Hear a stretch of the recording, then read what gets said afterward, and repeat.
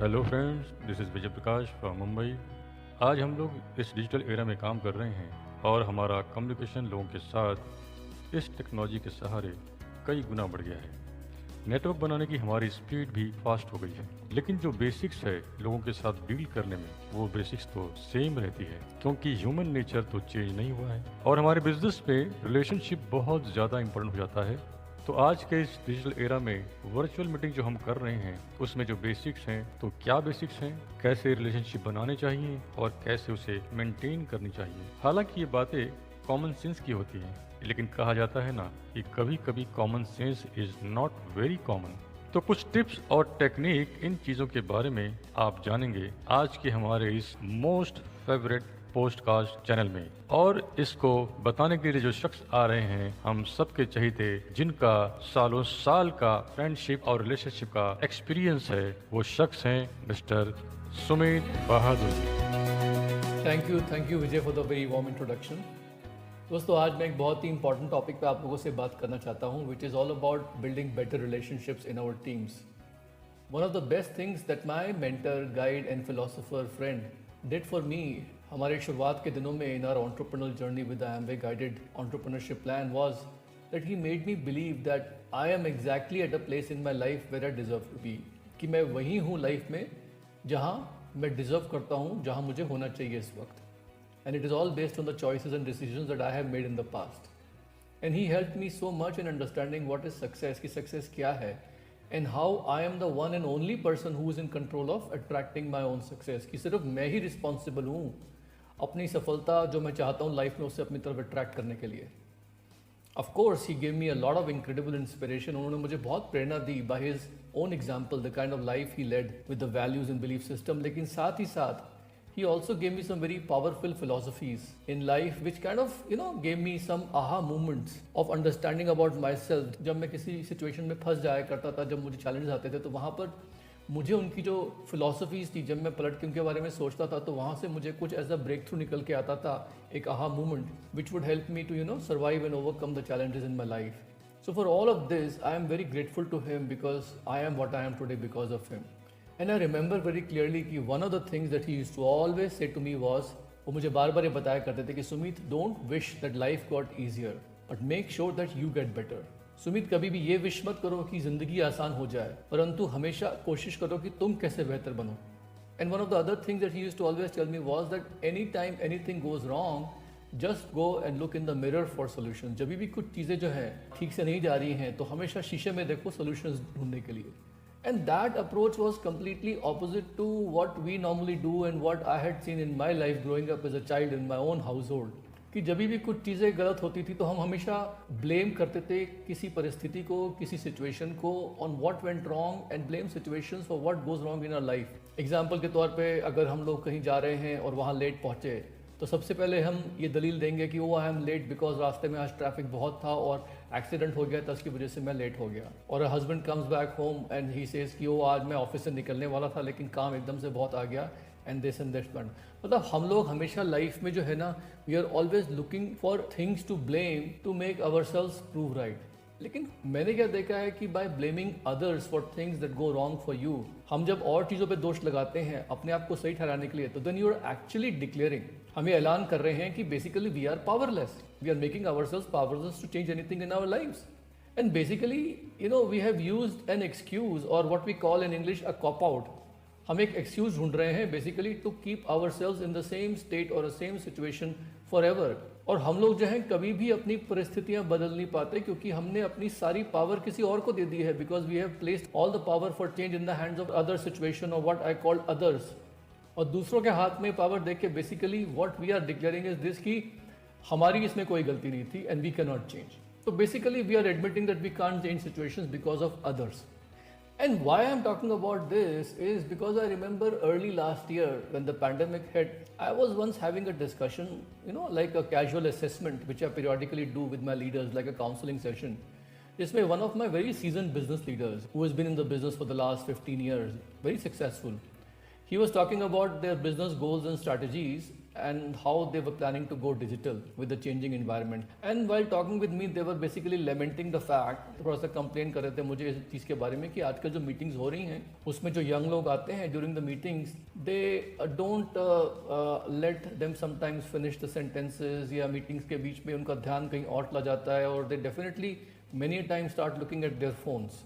कोई मैसेज आ रहा होता है बीच बीच में तो उसको देखना शुरू कर देते हैं. Basically he was telling me कि लोग बहुत आसानी से डिस्ट्रैक्ट हो जाते हैं, अपने फ़ोन्स को छोड़ना नहीं चाहते, they don't want to leave their phones alone and etcetera and on he went. एंड हुआ क्या कि जो बातचीत थी वो घूम फिर के ऐसी हो गई, and things became like this in the conversation that oh the youth of today, आजकल के यंग लोग सो डिसरिस्पेक्टफुल, बड़ों को रिस्पेक्ट नहीं करते, क्या करें हम लोग, what we can do, phone छोड़ते नहीं हैं, ब्ला ब्ला ब्ला ब्ला ब्ला. एंड कुछ देर के लिए even I got caught up in that movement and I also started agreeing with that person. मैं भी उनकी हाँ में हाँ मिलाने लगा, you know. And then it hit me like a slap in the face कि मैं कर क्या रहा हूँ. I am also basically blaming others for the problems in our virtual meetings which are actually not going to change because we are expecting कि कोई और जो है इनका सोल्यूशन ढूंढेगा, मैं नहीं. And I remembered Jim Rohn had once said that, you know, blame yourself for everything that goes wrong for you. हमेशा अपने आप को blame करिए जब चीज़ें आपके लिए सही नहीं जा रही हैं. तो ये जो प्रॉब्लम है ये मेरी प्रॉब्लम है. I have the problem, not the young business prospect जो सामने बैठा हुआ है. No, why should I expect them to change. Mobile devices जो है आज की तारीख में ये बेसिकली कोई फैड नहीं है जिसको हम सिंपली ये सोचे कि अरे कुछ दिनों का ये टंटा है और उसके बाद धीमे धीमे लोग उसको छोड़ देंगे. ऐसा नहीं है. Mobile devices are here to stay. Like it or not, they have become more prevalent in the society. और वक्त के साथ साथ ये बढ़ेगा, इसका यूज़ कम नहीं होने वाला. So on top of this, you know, getting upset at the young prospects and expecting कि मेरे जो young business prospects हैं under 30 वो चेंज हो जाएंगे, मेरे हिसाब से ढल जाएंगे और अपने मोबाइल फ़ोन डिवाइसेस को अलग बैठ के 1 घंटा मेरे बिजनेस इवैल्यूएशन सेशन या बिजनेस ट्रेनिंग सेशंस में बिल्कुल अटेंशन होकर बैठ जाएं, तो ये तो एक्सपेक्ट करना बिल्कुल ही सिली है. It's very naive, it's not gonna happen. तो उनसे बातचीत करने के बाद मैंने अपने पे काम करना शुरू किया कि मैं कैसे अपनी डिजिटल मीटिंग्स और वर्चुअल बिजनेस सेशंस को मैं चेंज करूं. क्या मेंटालिटी होनी चाहिए मेरी. क्या मैं दूसरों को ब्लेम करूं कि वो अटेंशन नहीं दे रहे मुझे, और मैं ये सोचूं कि आजकल की जो युवा पीढ़ी है वो है ही ऐसी, या फिर मैं अपने आप को चेंज करूं. तो दोस्तों वहाँ से क्या हुआ कि मैंने लास्ट ईयर मार्च के आसपास आर्टिकल्स पढ़ने शुरू करे और नेट पे जाके प्रेजेंटेशंस देखी on how to become a better presentations on Zoom meetings and virtual meetings, how to be a better communicator, कैसे मैं ज़्यादा एंगेज कर पाऊँ U35 बिजनेस प्रॉस्पेक्ट्स को जो मेरे मीटिंग्स में आते हैं, कैसे उनको मैं बांधे रखूँ कि वो खुद ब खुद they should not be incline to reach out to the mobile phone so much, खुद ब खुद वो अपने मोबाइल फ़ोन को ज़्यादा यूज़ ना करें. और उसके बाद क्या हुआ कि मैंने बहुत सारी आर्टिकल्स पढ़े, बहुत सारी प्रेजेंटेशंस देखी, एंड उसके बाद मुझे ये रियलाइज़ हुआ कि मेरे मीटिंग्स में जो भी उस तरफ लोग बैठ के मुझसे मिल रहे हैं, मुझसे बातचीत कर रहे हैं, जो यंग जनरेशन है आज की, first of all it is impossible for me to get 100% of their attention 100% of the time, because young लोगों का नेचर ही ऐसा है कि they don't see any problem in using their mobile devices in basically any situation. और जब ये चीज़ मैंने एक्नॉलेज करी तो मेरा स्ट्रेस थोड़ा कम हुआ, and then I started looking at ways कि चलो 100% अटेंशन 100% टाइम नहीं मिलता तो कम से कम मैं उनका 100% ध्यान 80% टाइम तो ले सकता हूँ, और बाकी 20% टाइम में अगर मुझे उनका 50% अटेंशन भी मिल गया then I am still okay. And then I started finding out how to make my digital meetings more engaging and exciting. अब मैं क्या देखता हूँ कि लोग जो है ना मेरी मीटिंग में आते हैं, एंड अगर वो मेरी मीटिंग में थोड़ा सा भी अपना चेहरा नीचे कर रहे हैं तो मुझे समझ में आ जाता है कि वो नीचे अपना फ़ोन देख रहे हैं, और उस वक्त मेरे लिए इंडिकेशन ये हो जाता है कि मैं उनको बोर कर रहा हूँ, मैं लंबी लंबी बातें कर रहा हूँ, and I start looking at how to improve myself and how to improve my talking style. तो दोस्तों इस पूरे एक्सपीरियंस से मुझे क्या लगा कि आज भी इस युग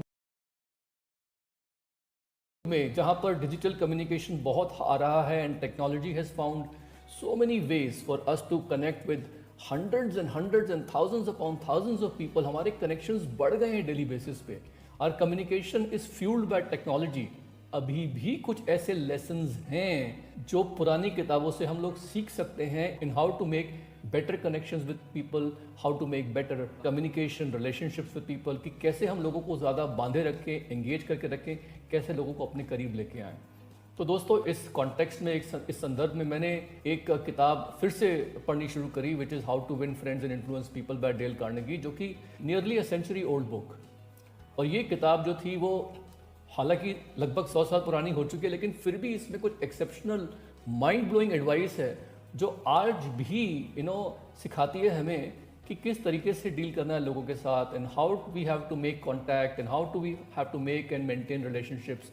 एंड आई फील कि this book and the principles is very much relevant today. तो मैंने इस किताब के 3 फंडामेंटल टेक्निक्स जो हैं वो शुरू से हमेशा फॉलो करे हैं, और मुझे लगता है कि वो 3 टेक्निक्स जो है ना, मैं आपको बताना चाहता हूँ कि वो क्या हैं, which has help me to build better relationships with my teammates, with my business partners, and basically today we have the largest friendship network in the world just because of the business network we have in this Amway guided opportunity model. तो ये 3 techniques क्या हैं which help me in handling people and which I find most relevant in my life. पहली चीज़ उन्होंने बताई, do not criticize, condemn और complain. और उनका ये वर्ड था डेल कार्नेगी का कि कोई भी फूल, any fool can criticize, condemn और complain. कोई भी बेवकूफ़ आदमी जो है वो हमेशा कुछ ना कुछ चीज़ को क्रिटिसाइज़ कर सकता है, किसी को दोष लगा सकता है और किसी बात पे कंप्लेन कर सकता है।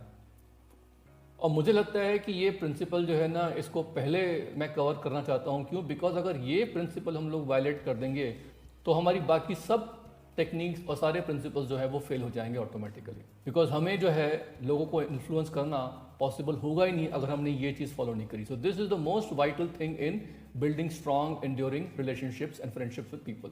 दोस्तों होता क्या है कि जब भी हम किसी के पास होते हैं तो लोगों की एक बेसिक नेचर होती है कि they don't like to have somebody around them जो हमेशा किसी ना किसी चीज़ में कमी ढूंढ रहा है, कहीं ना कहीं लोगों में बुराइयां ढूंढ रहा है, या फिर किसी न किसी चीज़ की शिकायत हमेशा उसके माइंड में है, या वो किसी न किसी को दोषी ठहराता है। People don't like to be around people who are always finding something to criticise, they are always complaining about something and they are always putting the blame on somebody or something around them.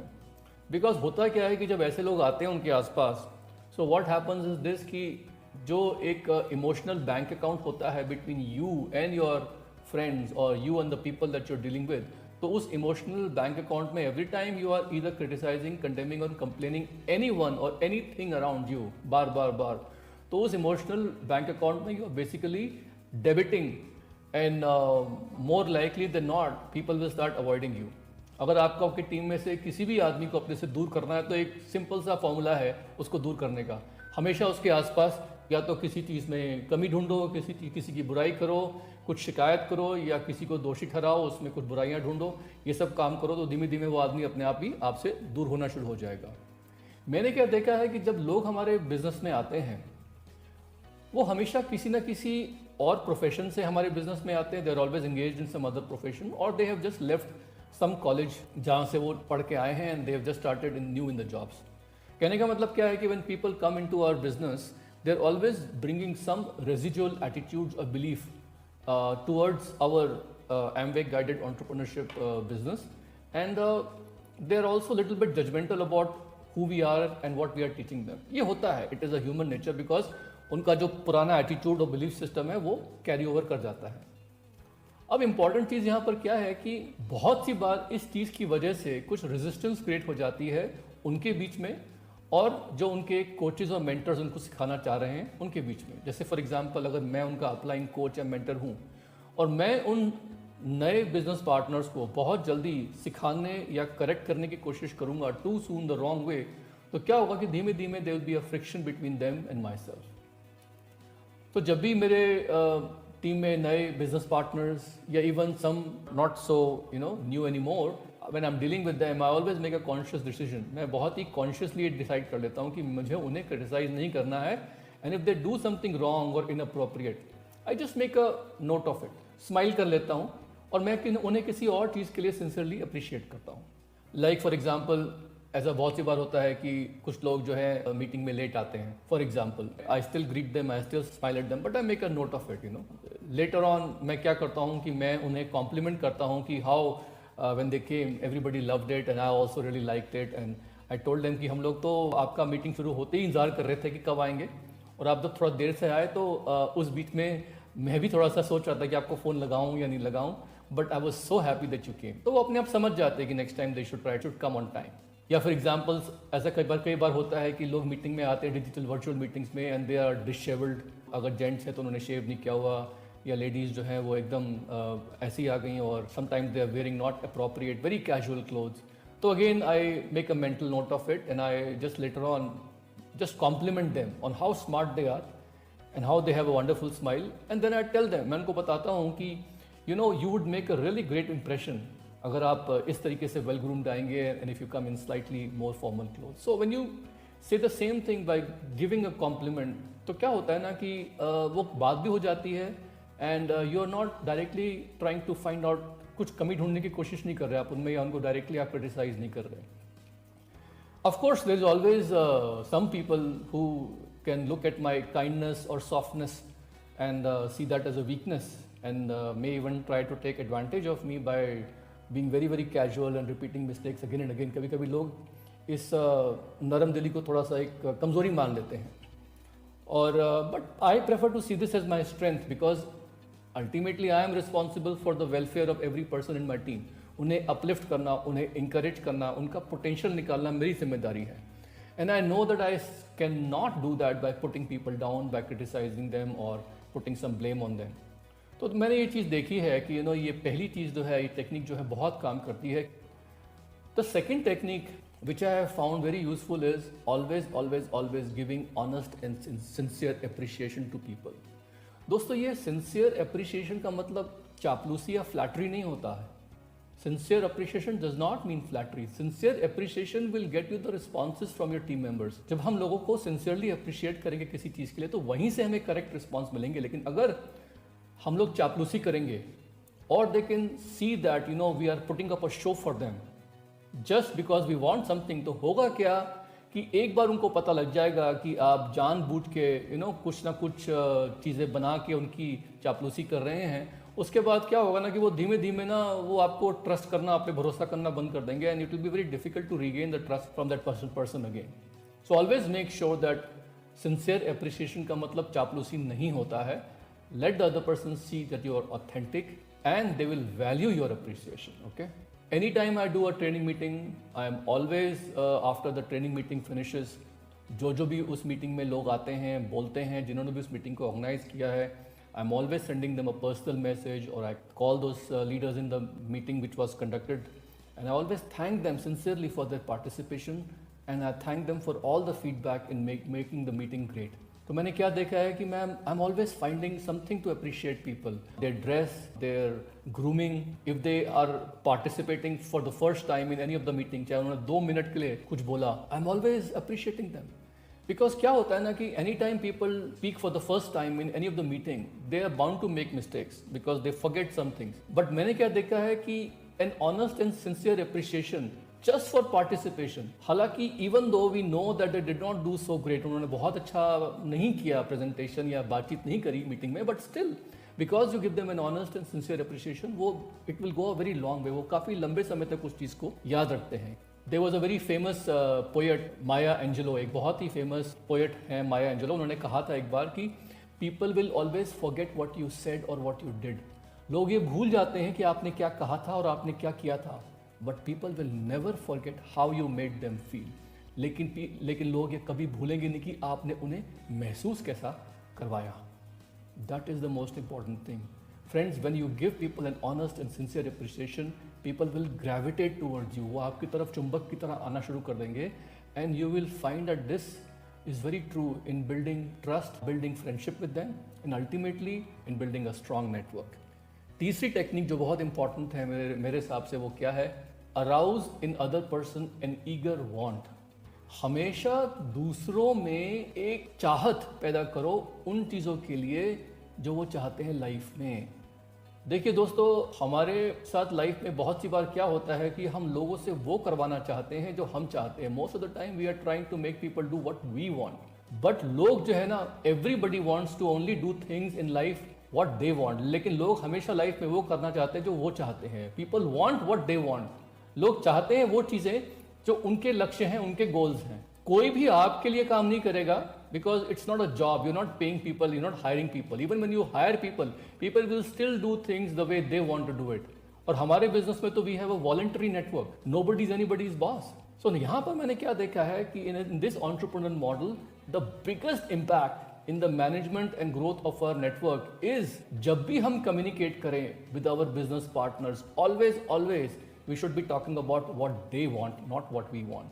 In all our interactions with them, हमारी सारी interactions में हमेशा बात करो कि उन्हें क्या चाहिए, उनके ड्रीम्स एंड गोल्स क्या है.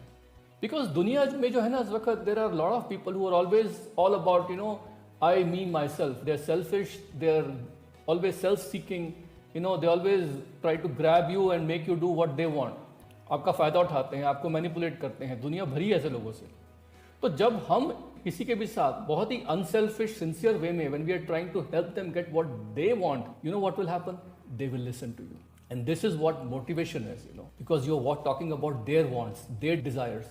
हम लोग उनके पॉइंट ऑफ व्यू से बात कर रहे हैं. It's very important to understand other person's perspective in life. जब हम दूसरों का पर्सपेक्टिव समझ पाएंगे, उनका नजरिया समझ पाएंगे, तभी हम लोग उनके हिसाब से बात कर पाएंगे.